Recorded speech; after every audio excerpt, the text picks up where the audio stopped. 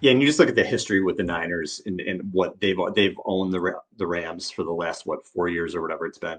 Um, Obviously, the one game they needed to beat them, and that's the one victory they had in the NFC Championship game. But for the Yeah. most part, Kyle owns McVay during the regular season. The player I think is good that's going to really explode in this game is Deebo Samuel. So we had a Yeah. pretty pedestrian game last week. They gave 5 catches for 55 yards.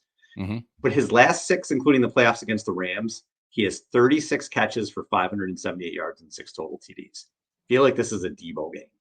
Just Hmm. kind of feels like a Deebo game to me. And the way the Niners ran their offense last week, Ayuk had 8 targets, Deebo had 7, Kittle had 6, McCaffrey had 5, and then Jennings and Eli Mitchell each had 1 in the passing game, which is fine for me. You got those 4 studs, throw them the ball. I'm fine with that game plan. And Jennings and whoever else can kind of get the leftovers here.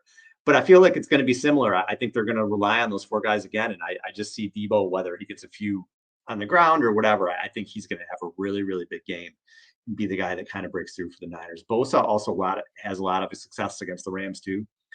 He's got 32 pressures and 6.5 sacks in the last 5 against them. And he had 3.5 sacks against the Rams in the 2 games last year.